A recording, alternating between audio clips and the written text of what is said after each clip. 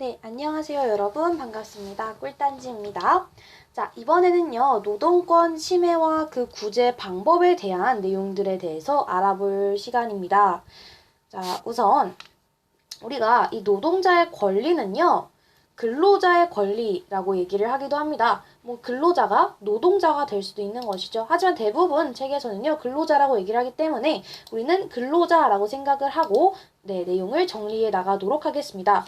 우선 우리가 이 근로자라는 단어의 의미에 대해서 조금 생각을 해볼 시간이 필요한 것 같아요. 근로자. 자, 이 근로자의 뜻의 의미는요, 임금을 목적으로 사용자에게 노동을 제공하는 사람입니다. 임금을 목적으로 사용자에게 노동을 제공하는 사람을 우리는 근로자라고 하죠. 그러니까 내가 임금이 우리가 돈이라고 생각을 하고 돈을 받기 위해서 사용자에게 노동을 제공하는 사람을 우리는 근로자라고 얘기를 하는 것입니다. 자, 우리의 헌법에서는 모든 국민은 이 근로의 권리를 가지고 있고요. 국가는 이를 보장할 책임이 있다고 명시를 하고 있습니다. 즉, 헌법에서 보장을 하고 있는 것이죠. 자, 그러면서 근로의 권리라는 것을 생각을 조금 해볼게요. 헌법에서는 아까 말했듯이 모든 국민은 근로의 권리를 가지고 있다라고 하죠. 모든 국민은 근로의 권리라는 것을 가지게 되며 이 근로 권리를 가진 사람들, 모든 국민이 가졌다고 했잖아요. 따라서 국가는 이를 보장할 책임이 있다라고 명시를 하고 있어요.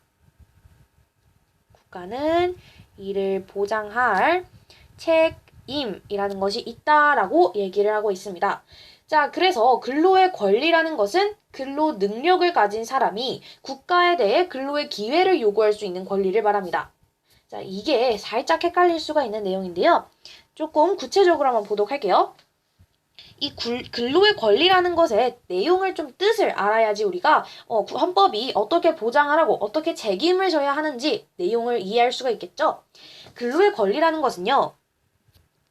근로의 능력을 가진, 내가 이 일을 할 수 있는 그런 능력을 가진 사람, 그 능력을 가진 사람이 나라한테 나에게 근로의 기회를 좀 주세요라고 요구할 수 있는 권리입니다. 이것이 우리는 근로의 권리가 헌법에서 보장이 되고 있다는 것까지 내용 정리하시면 완벽하겠습니다. 근로 능력을 가졌다는 것이 중요해요. 아무한 의지도 없고 능력도 없는 사람이 국가에 대하여 근로의 기회를 요구하는 것은 말이 안 되죠. 하지만 내가 근로의 능력이 있고 근로의 의지가 있는 사람이라면 근로의 권리를 충분히 요구할 수 있다는 뜻입니다. 근로 능력이 있고 그 근로 능력을 가진 사람이 국가에 대해 근로의 기회를 요구할 수 있는 권리. 요것을 근로의 권리라고 생각을 하시면 됩니다. 자, 이와 관련을 해서 국가는 근로자의 고용을 더 많이 하고 적정한 임금을 받을 수 있도록 우리 최저임금이라는 것을 많이 들어보셨을 겁니다. 최저임금을 보장하고 있습니다. 최저임금이라는 것은 최고로 적게 줄 수 있는 임금을 정하여서 그 밑으로는 줄 수 없게끔, 그 위로 주는 것은 얼마나 많이 줘도 상관은 없지만 그 최저임금이라는 것을 정해서 그 최저임금 이하를 줄 수는 없게끔 제한을 하는 것을 법률로서 정해놓은 것을 말합니다. 자, 그 전까지 볼게요. 근로의 능력이 있는 사람이 국가에 대해서 근로의 기회를 요구하는 권리를 우리는 헌법에서 보장을 하고 있다 그랬어요. 그러면 이와 관련을 해서 국가의 행동에 대해서 생각을 해볼 건데, 국가는 근로자의 고용을 증진시키고 그리고 적정한 임금을 받을 수 있도록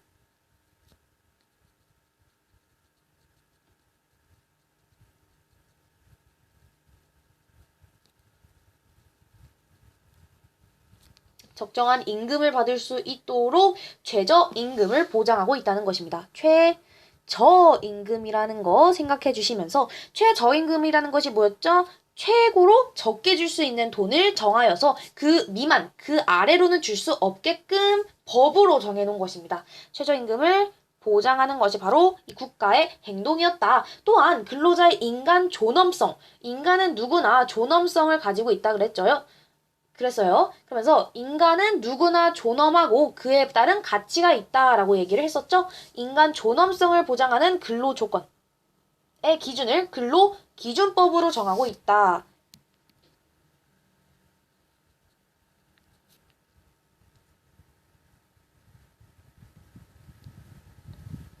인간 존엄성을 보장하는 근로 조건의 기준을 우리는 근로기준법으로 정하고 있다라는 것을 생각하시면 됩니다. 요 내용이 중요합니다. 근로기준법이라는 내용, 그리고 최저임금, 요런 거를 생각하시면 되겠습니다. 자, 이번에는요, 노동3권이라는 거에 대해서 생각을 해볼 겁니다. 노동3권이라는 게 무엇인지 총 3가지의 권리가 있어요. 근로자는요, 아까 말씀드렸던 이 근로의 권리는 뭐였죠? 근로 능력이 있는 사람은 국가에 대해서 근로의 기회를 요구할 수 있는 권리입니다. 근데 근로자는요, 이 근로의 근로의 권리, 근로의 기회를 요구하는 근로의 원리 이외에도 단결권, 단체 교섭권, 단체 행동권을 헌법으로 보장을 받게 됩니다. 자, 우리는 이 단결권, 단체 교섭권, 단체 행동권을요, 노동 3권이라고 부르게 되는데, 자, 이 각각의 권리를 조금 생각을 구체적으로 알아보도록 하겠습니다. 자, 일단은 그 전에 여기까지는 완벽하게 정리를 한 다음에 넘어가셔야 헷갈리지가 않아요. 그럼 한 번만 더 정리해 보도록 하겠습니다. 자, 근로자는요, 임금을 목적으로 해서 사용자에게 노동을 제공하는 사람이라고 했습니다. 그러면서 헌법에서는 모든 국민이 이 근로의 권리를 가지고 국가는 이를 보장할 수 있는 책임을 져야 한다라고 명시를 해두고 있어요. 여기서 헌법이라는 것은 나라 최고의 법이었죠. 어쨌든 이 근로의 권리는요, 뭐였냐면 근로의 권리가 있는, 근로의 능력이 있는 그 사람이 국가에 대하여 근로의 기회를 요구할 수 있는 권리를 말합니다. 내가 그만한 능력이 있는 사람이라면 나라한테 나의 근로의 기회를 주어라 라고 요구를 할 수가 있는 것이죠. 자, 그러면 국가는요, 이 근로자를 고용하면서 많이 고용을 하게 되고요. 적정한 임금을 받을 수 있도록 최저임금을 보장하고 있습니다. 최저임금이라는 걸 기억해 주시면서, 자, 마지막 인간의 존엄성을 보장하기 위하여 근로 조건의 기준, 내가 아무리 근로 능력이 뛰어나다 할지라도 근로의 그 적절한 보상을 받지 못하면 우리 근로자는 임금을 목적으로 사용자에게 노동을 제공하는 사람이기 때문에 내가 아무리 열심히 해도 그에 따라 돌아오는 것은 있어야 합니다. 따라서 내가 어느 정도 생활이 가능할 정도의 돈을 받아야 한다 해서 근로 조건의 기준이 되는 근로기준법이라는 것도 만들어 준 것이죠. 이것을 근로자의 인간 존엄성을 보장하는 그런 기준으로 정하고 있다. 자, 이제 노동 3권에 대한 내용을 정리해 보도록 하겠습니다. 자, 이제 노동 3권에 대한 내용을 알아보기로 했었죠. 자, 근로자는 이 근로의 권리, 내가 능력이 있다면 근로 능력을 가진 사람이 국가에 대해서 근로의 기회를 요구할 수 있는 권리 이외에도 3가지의 권리가 더 있었습니다. 단결권, 그다음에 단결권, 단체 교섭권, 그리고 단체 행동권. 이 3가지의 권리가 근로의 권리 이외에도 더 있었다고 했습니다. 자, 여기 지금 잘 외우시는 방법이요. 앞에 단 이렇게 있죠. 그리고 뒤에 권 있으니까 여러분은 이 가운데 내용만 조금씩 잘 생각해 주시면 되고요. 그 단어가 그렇게 어렵지는 않았어요. 단어가 많이 어렵지는 않아서요. 단결이라는 얘기 있죠. 그 단체 교섭, 이 교섭이라는 단어만 조금 잘 알고 있으면 괜찮을 것 같고, 단체 행동, 우리 단체적으로 단체 행동합시다. 이렇게 우리 수련회 가면 단체 행동이라는 말 많이 얘기하잖아요. 그런 식으로 여러분이 조금 연관을 지어서 생각하시면 될 것 같습니다. 그래도 자신의 그 방법대로 외우시면 되겠죠? 어쨌든 이것이 무엇인지도 많이 물어보기 때문에 이것만 알고 있으면 안 되죠. 이 권리들이 이러한 근로의 권리 이외에도 이 3가지의 권리가 어떤 것인지 바로 노동 몇 개? 3개니까 3건.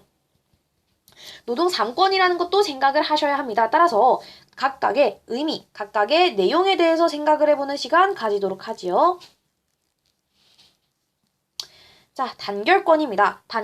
단결권이라는 것은 근로자가 근로 조건의 유지, 개선을 위하여 단결을 할 수 있는 권리입니다. 자, 이 권리의 이름에 다 나와 있죠, 내용이. 그것만, 권리, 이름만 잘 아셔도 여러분 내용 어느 정도 파악 가능합니다. 근로자가 근로 조건의, 일단 중요한 건 누가 하는 것인지에 따라서 다른 거예요. 바로 근로자가 한다는 거죠. 근로자가 한다는 것이며, 근로자는 근로 조건의 유지나 개선, 근로자가 근로 조건의 유지 또는 개선을 위해서 단결할 수 있는 권리입니다. 단결할 수 있는 권리. 요것을 생각하시면 됩니다. 여기서 포인트는요, 총 3가지가 있어요. 근로자가 한다는 것이 포인트가 되겠고, 근로 조건의 유지 및 개선, 그리고 단결을 할 수 있다는 권리가 요 3가지의 포인트가 되겠습니다. 다음 단체 교섭권에 대하여 알아보도록 하지요. 자, 단체 교섭권은 또한 근로자 단체입니다. 근로자 단체가 사용자와 근로 조건의 유지, 개선을 교섭할 수 있는 권리, 단체 교섭권. 자, 근로자 단체가 사용자와 근로 조건의 유지 및 개선, 근로 조건 유지 및 개선을 위하여 교섭할 수 있는 권리입니다. 교섭할 수 있는 권리. 자, 여기서도요, 이름에 다 나와 있습니다. 거저줬다고 생각하시면 돼요. 근로자 단체가 사용자와 근로조건의 유지 및 개선. 비슷하죠? 근로조건, 사용자와 근로조건. 여기서 빠진 말은요, 그냥 사용자와의 단어라고 생각하시면 돼요. 그냥 다 목적은 근로조건의 유지 및 개선입니다.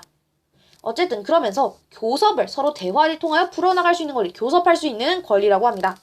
자, 다음 마지막 단체 행동권에 대해서 생각해보는 시간을 가지도록 할게요. 자, 단체 행동권은요, 단체 교섭이 이것은요, 순서가 어떻게 되냐면 우선 단결권을 가지고 단체 교섭권을 가지고 단체 행동권을 가지는데 순서가 이렇게 됩니다. 밑으로 내려오게 되죠. 단체 교섭이 되지 않았을 때 우리는 단체 행동을 하게 됩니다. 그러면서 여러분이 시위를 보거나 여러분이 많이 시위를 보게 되잖아요. 시위 같은 것들을. 그러면서 저 사람들은 왜 저렇게 자꾸 행동으로 보여줄까? 뭐가 저렇게 안 돼서 말로 하면 되지 않느냐라는 생각을 한 번쯤은 해보셨을 거예요. 하지만 이런 단체 교섭 말로 했을 때 안 되니까 행동을 보여주는 것이죠. 따라서 너무 이게 좀 알고 생각하자라는 의미가 담겨져 있네요. 어쨌든 단체 행동권은요. 단체 교섭이 원만하게 해결이 되지 않았을 때, 원만하게 체결되지 않았을 때 노동쟁의가 발생한 경우. 자, 노동쟁의라는 것은 뭐냐면요. 노동조합과 사용자 또는 사용자 단체 간의 근로 조건에 관한 주장의 불의치로 일어나는 분쟁 상태를 말합니다. 즉, 이것을 이따가 다시 한번 정리해 드릴게요. 일단 이거 먼저 쓰고. 자, 노동쟁의가 발생한 경우 쟁의, 행위 등을 할 수 있는 권리입니다. 노동쟁의가 발생했을 때 쟁의, 행위를 할 수 있는 권리이구나 라는 것을 생각하시면 됩니다. 여기서 노동쟁의라는 것이 무엇인지 정리를 해보도록 합시다. 자, 노동쟁의라는 것은 노동조합과 사용자 또는 사용자 단체 간의 근로조건에 관한 주장의 불일치로 일어나는 분쟁 상태를 말합니다. 좋은 상태가 아니라는 거죠. 싸우고 있는 상태를 노동쟁의라고 하는 겁니다. 어떤 것을 생각하는 편이냐면요. 언쟁? 뭔가 내용이 비슷하죠. 언쟁과 쟁의 이런 거 약간 비슷하게 생각하시면 좋을 것 같아요. 일단 노동쟁의는요. 누구와 누구 사이에 일어난다? 노동조합. 일단은 노동조합 상대로 많은 것들이 일어나게 됩니다. 노동조합과 그 반대의 경우가 무엇이었나요? 그렇죠. 노동조합과 사용자 또는 사용자 단체 간에 일어나는 것들이 잘 되지 않았을 때 불일치로 일어나는 분쟁 상태를 말한다 라고 하였습니다. 자, 노동조합이라는 것은 사용자와 이렇게 일이 일어나는 것이었죠. 자, 그러면 여러분이 여기서 하나를 더 보셔야 되는 것은요. 이 노동조합이 사용자와만 일어나는 일은 아니다라고 했습니다. 바로 노동자가 그렇죠. 사용자 또는 사용자 단체 간에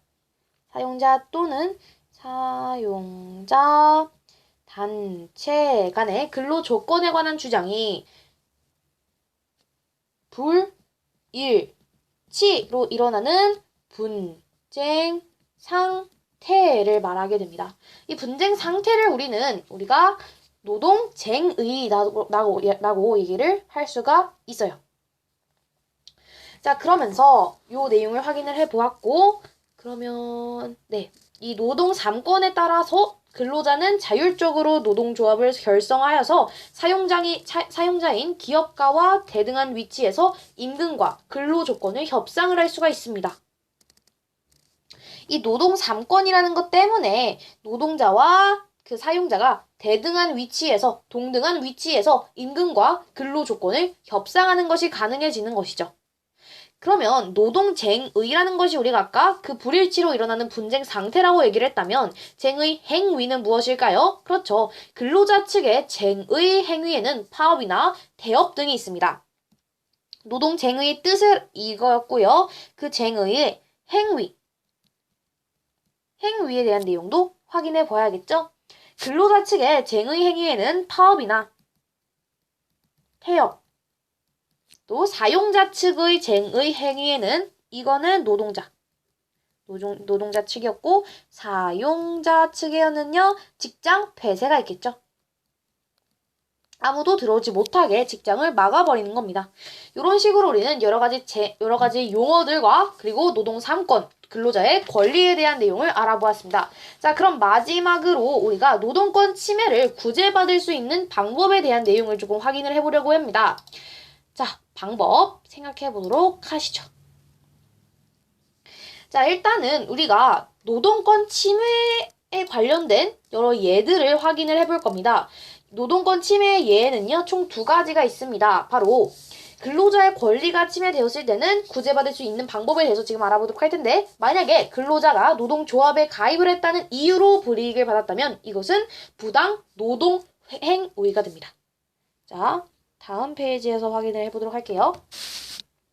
총 2가지가 있습니다. 바로 부당 해고와 부당 노동 행위가 있는데요. 이것이 바로 노동권의 침해가 되겠습니다. 노동권의 침해에는 2가지가 있다. 첫 번째는 부당 해고가 되겠죠. 이 부당 해고라는 것은 원래는 사용자가 근로자에게 사전 계획, 그러니까 해고의 계획을 사전에 통보를 해야 합니다. 30일 전에 통보를 해야 하는데요. 이것이 이루어지지 않고 바로 내일부터 나오지 말아라 라고 내일 바로 다음 날에 부당하게 해고를 하는 행위입니다. 적어도 자신이 준비할 그런 기간을 주고요. 또한 자신이 다른 곳을 찾아봐야 하지 않겠습니까? 자신이 일해야 하는 다른 곳을 찾아야 하는데 바로 다음이면은 자신이 백수가 되는 겁니다. 한마디로. 그것을 부당하게 해고하는 행위를 우리는 간단하게 부당해고다. 그렇게 어려운 용어는 아니었어요. 부당해고는 사용자가 근로자에게 하는 겁니다. 이게 누가 누구한테 하는지도 중요합니다. 사용자가 근로자에게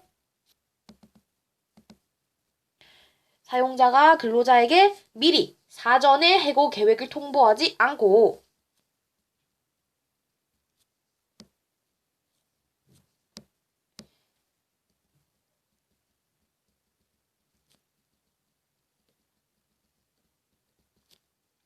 해고 계획을 사전에 통보하지 않고 부당하게 해고를 하는 그러한 행위를 우리는 부당 해고이다 라고 얘기를 합니다.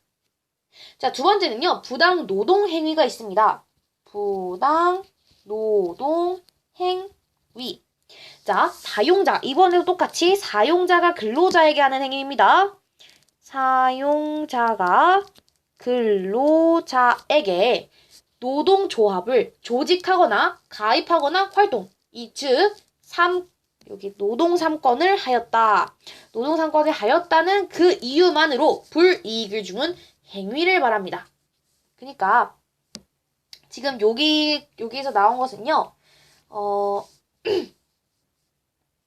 노동조합에 그러니까 노동 3건 노동 3건.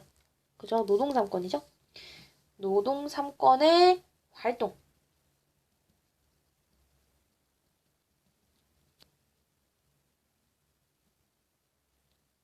활동 등의 이유로 불이익을 주는 행위를 우리는 부당노동 행위라고 합니다.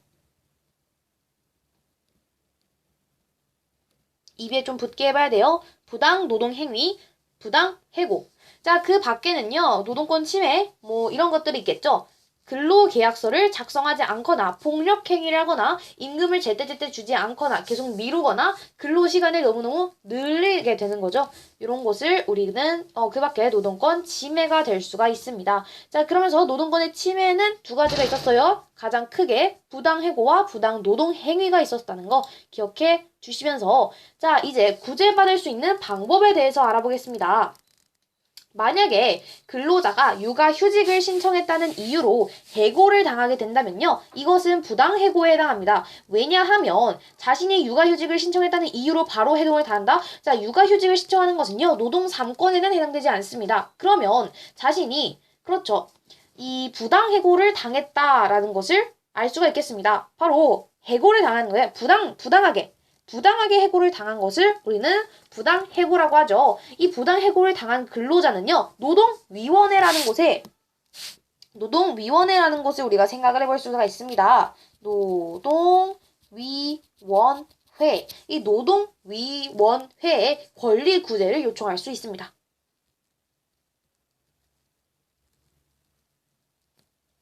권리구제 요청을 가능하고 또한 이와 별개로 법원에 해고 무효 확인의소를 제기할 수 있습니다. 해고가 무효되게 하는 그것을 제기할 수가 있죠. 이 해고 무효되게 해주세요 라고 법원에 제기를 할 수가 있는 것입니다. 자, 아까는 노동위원회를 알아보았고요. 별개 플러스로 알아보는 겁니다. 법원이라는 곳에 해고 무효 확인의 소 제기가 가능하다. 요거 알아두시면 되고요. 또한 임금을 받지 못한 근로자는 지방고용노동관서에 진정 또는 고소를 할 수가 있습니다. 임금을 받지 못했다면요. 여기까지는 우리가 부당해고를 당했을 때 나타나는 구제받을 수 있는 방법이었어요. 여기까지는 부당해고를 당했을 때. 자, 그렇다면 임금 제때 받지 못했을 때는 어떠한 것을 우리가 보장을 받을 수 있냐, 제기를 할 수 있냐면요.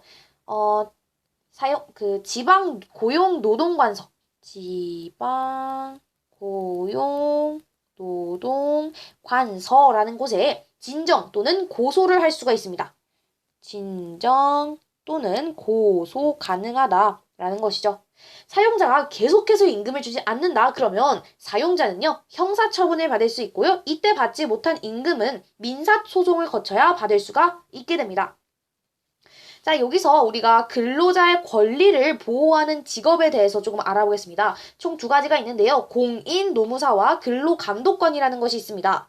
공인노무사라는 것은 국가에서 공인하는 노동법률 전문가로 법에 따라 근로자의 권리 구제를 대행합니다. 노사 양측의 의뢰를 받아서 노무관리를 진단하거나 분쟁을 합리적으로 조정, 중재하는 일도 담당을 하게 되죠. 근로감독관은요, 근로기준법에 규정된 근로조건의 실시 여부에 대한 감독 여부를 확인하는 공무원입니다. 노동권을 보장하는 법률을 위반한 범죄에 대해서는 사법경찰관의 직무를 담당하기도 한다고 하네요. 자, 이렇게 해서 우리 그럼 마지막 알찬 꿀단지 정보 획득으로 마지막 뒤의 내용을 정리해 보도록 하겠습니다. 준비해 보도록 할게요. 네, 마지막 알찬 꿀 정보들로 우리 꿀단지 마지막 확인 영상을 찍어보게 되었습니다. 자, 우선 근로자라는 것은 임금을 목적으로 사용자에게 노동을 제공하는 사람이라고 말씀을 드렸습니다. 그렇죠? 그러면서 헌법에서는 모든 국민이 그러니까 근로의 권리를 가지게 되면서 국가는 이를 보장할 수 있는 책임을 져야 한다라고 얘기했습니다. 또한 근로의 권리라는 것은 근로 능력이 있는 사람이 국가에 대해서 근로의 기회를 요구할 수 있는 그런 권리를 말했다고 했어요. 자, 국가는요 근로자의 고용을 증진시키고 적절한 임금을 받을 수 있도록 최저 임금을 보장하였습니다. 최저 임금이라는 거 최고 임금이 아니라는 거. 자, 우리가 근로자를 이제 여러 가지 근로자에 대한 국가의 고용 등에 관한 방법 중에서 근로기준법이라는 것이 있었습니다. 인간의 존엄성을 보장하여서 근로조건의 기준을 정하는 게 근로기준법이라고 말씀을 드렸었죠. 그러면서 우리는 노동 3권에 대한 내용을 하였습니다. 노동 3권이 가장 중요하다라고 말씀을 드릴 수가 있었는데요. 노동 3권은 단결권, 그리고 단체 교섭권, 단체 행동권이 있었습니다. 단결권이라는 것은 근로자가 근로 조건의 유지 및 개선을 위하여 단결을 할 수 있는 권리라고 말씀드렸습니다. 또한 단체 교섭권이라는 것은 근로자 단체가 사용자와 근로 조건을 유지하고 개선을 하기 위해서 교섭을 할 수 있는 권리. 마지막 이 단체 행동권은요. 위에 단결권과 단체 교섭권이 되지 않았을 때 자신이 원하는 사용자와 근로 조건을 유지 및 개선을 할 수 없었을 때 나타나는 행동이었습니다. 단체 교섭원 간에 해결이 되지 않았을 때 노동쟁의를 발생을 시켜서 쟁의 행위를 할 수가 있는 권리를 말했습니다. 여기서 노동쟁의라는 것은요. 노동조합과의 사용자 또는 노동조합과 사용자 단체의 의견이 불일치로 일어나는 분쟁 상태를 말합니다. 여기서 노동쟁의 행위는요. 근로자 측에서는 파업이나 대업 등이 있을 것이고 사용자 측에서는 직장 폐쇄가 있을 것이며 이러한 내용들을 확인을 해볼 수가 있었죠. 마지막으로는 이 노동자들의 노동권의 침해에 대한 내용을 알아보았습니다. 부당 해고와 부당 노동 행위가 있었죠. 부당 해고는 미리 사전 계획, 사전 통보를 하지 않고 부당하게 해고를 한 경우가 있었고 부당 노동행위는 이 노동 3권에 자신이 함께 했다는 그 이유만으로 불이익을 주는 그러한 행위를 말했어요. 행위, 혜택이 아니었습니다. 행위. 자, 그러면서 부당 해고라는 것은 노동위원회한테 우리가 권리를 구제하거나 요청을 할 수가 있고요. 법원에서는 이제 해고를 무효 확인의 소를 제기를 가능할 수 있었다라고 했어요. 임금을 받지 못한 경우에는요. 지방고용노동관서에 진정 또는 고소가 가능하였다라는 내용까지 알아보게 되었습니다. 자, 다음 시간에는요. 우리 1단원 마무리 내용을 함께 알아보면서 정리를 해보려고 합니다. 이번에도 정말 잘 따라와 주셨고요. 우리 1단원 마무리까지 한 다음에는요, 역사와 관련된 내용 함께 정리를 해보려고 합니다. 우리 1단원 마무리까지 잘 들어주시기 바랍니다. 지금까지 들어주셔서 감사합니다.